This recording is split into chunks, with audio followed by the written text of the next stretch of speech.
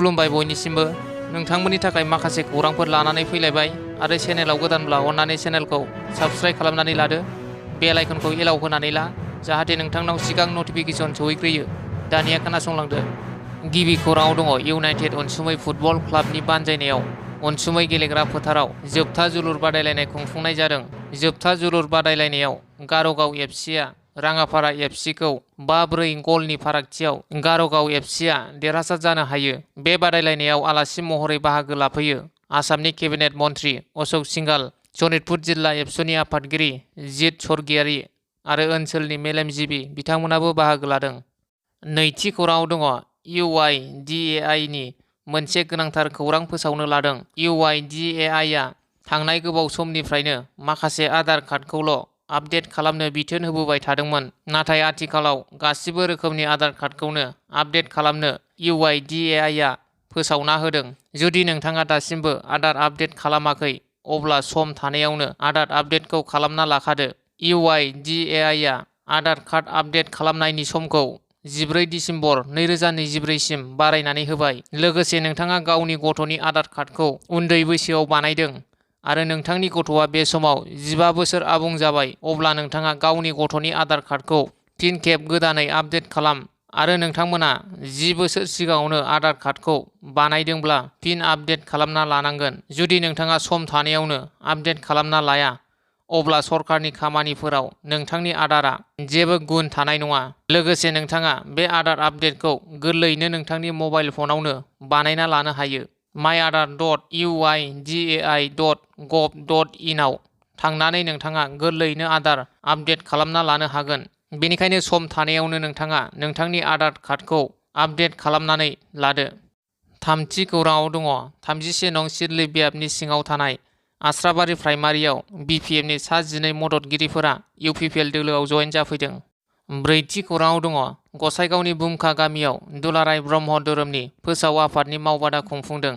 गुबुन गुबुन ओनसोलफोराव दुलाराय ब्रह्म धोरोमनि फोसाव आफादनि मावबादाया खुंफुंजाबाय थानाय बायदिनो गसाइगाव जिल्ला ब्रह्म धोरोम आफादनि बानजायनायाव साननैनि हाबाफारिजों गसाइगावनि बुमखा गामिनि ब्रह्म मन्दिरावबो दुलाराय ब्रह्म धोरोमनि फोसाव आफादनि मावबादाया खुंफुंजादों।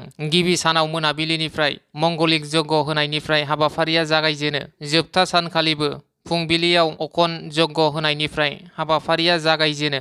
बिनि उनाव मोनसे गेवलां मेलबो जानानै थाङो।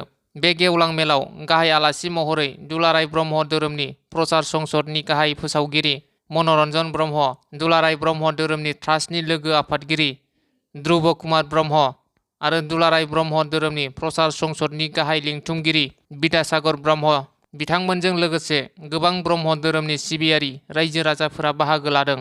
बाथि खौराङाव दङ बर' थुनलाइ आफादनि 64थि डिमाकुसि जथुम्माया फैगौ 2025 मायथाइनि जानुवारि दाननि 26, 27, 28, 29 आरो 30 खालाराव जागोन। बर' थुनलाइ आफादा जुनिया मिरु मावफुं मेलनि गेजेरजों सानबानि बायदि हाबाफारिजों गाजा गोमजायै खुंफुंजागोन। गुबैयै मिरुनि हाबाफारिया 28, 29 आरो 30 जानुवारियाव जागोन होनना रोखा फोरमायदों मिरु बर' थुनलाइ आफादा आरो बाथौ सान फोरबोखौ मान होनानै 28 जानुवारिनि मोनाबिलि समावसो थान्दै आजावनाय हाबाफारिया जागायगोन होनना गाहाय नेहाथारिया फोरमायदों।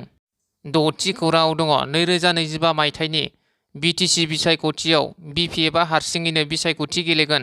फैगौ 13 नबेम्बराव जानो गोनां सिडली उफ्रा बिसायख'थियाव BPFआ देरहागोना रोखा।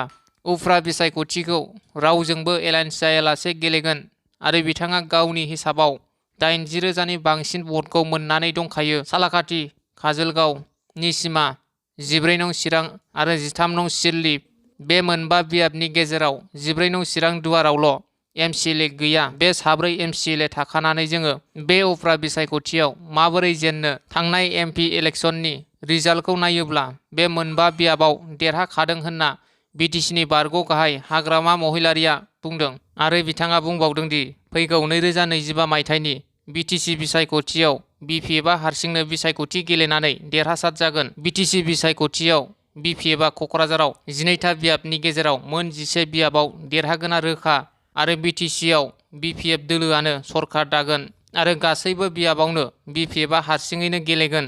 बिनि गेजेराव 25 नि गोजौआव देरहागोन होननानै गोख्रों रावजों फोरमायदों बिथां हाग्रामा महिलारिया। स्निथि खौराङाव दङ गसाइगावनि सिमलथाफु गामियाव इउपिपिएलनि जयनिं हाबाफारि। प्रमद बर' दैदेननाय इउपिपिएल सरकारखौ मोजां मोननानै मैया गसाइगाव महकुमानि सिङाव थानाय सिमलथाफु पिजिआर गामिनि गासैबो रायजो राजाफोरा खौसेयै इउपिपिएल दोलोआव जयनिं जायो। रायजो राजाफोरा फोरमायनाय बादिब्ला सिगां समाव हाग्रामा महिलारि दैदेननाय बिपिएफ सरकारखौ मदद होबोदोंमोनब्लाबो सरकारनिफ्राय जेबो मोननो हायाखैमोन। बेनि थाखायनो आथिखालाव प्रमद बर' दैदेननाय इउपिपिएल सरकारनि खामानि मावनायखौ मोजां मोननानै इउपिपिएल दोलोनि माखासे दैदेनगिरिफोरजों सावरायलायनानै गामिनि गासैबो रायजो राजाफोरानो खौसेयै इउपिपिएल दोलोआव जयनिं जायो। बे जयनिं जाफैनाय रायजो राजाफोरखौ 1 नं गसाइगाव बिधान सभा बियाबनि एमएलए जिरन बसुमतारी बिथाङा बरायनानै लायो। मख'नो गोनांदि बिथांजों लोगोसे बे हाबाफारियाव गसाइगाव जिल्ला इउपिपिएल दोलोनि लोगो आफादगिरि लकनाथ नार्जारी, जुमदुवार बियाबनि टिसिएलसिसिनि लोगो मासिगिरि निथुनजय बसुमतारी आरो गोबां मिरु, जिल्ला, ब्लक आरो प्राइमारि थाखोनि दैदेनगिरिफोराबो बाहागो लादों। 8थि खौराङाव दङ गुन गोनां सोलोंथाइजोंसो हारियाव सोलिनाय खोमसि फोथायनायखौ आबुङै फोजोबस्रांनो हागोन होनना एबसुनि बुंथिगिरि अबिद नार्जारी बिथाङा बुङो।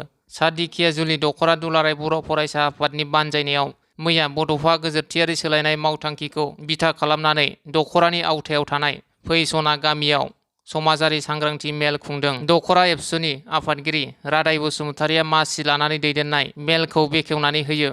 सनितपुर जिल्ला एबसुनि गाहाय नेहाथारि एनस मोसाहारिया बे सांग्रांथि मेलावनो हांख्रायनाय लेखायै बुंथिगिरि महरै बाहागो लायो। फारियै दुलाराय बर' फरायसा आफादनि बुंथिगिरि अबिद नार्जारी आरो सनितपुर जिल्ला एबसुनि लोगो आफादगिरि सुनिराम नार्जारी बिथांमोना। 9थि खौराङाव दङ फावखुंग्रि हेलेना दैमारिनि आखाइजों चिरांनि बेंटलाव बेखेवदों दा लुक इउनिसेक्स सेलन एन्ड एकाडेमि।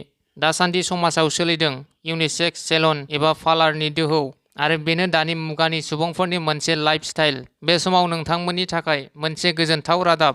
बे गोजोनथाव रादाबखौ गुबैयै लाइमोनफोरा लानो हागोन। लोगोसे बे रादाबानो बेखार लाइमोनफोरनि जिउ दानायनि राहा जानो हागोन। मैया चिरां जिल्लानि सिङाव थानाय बेंटल हाग्रा बिफाननि मावख' सेराव बेखेवनाय सोमखोर बसुमतारीया दा लुक इउनिसेक्स सेलन एन्ड एकाडेमि, जाय एकाडेमियाव गोसो गुदुं लाइमोनफोरा सोलोंनो हागोन खानाय सिननाय, महर फोसाबनाय बायदि सोलोंथाइफोरखौ।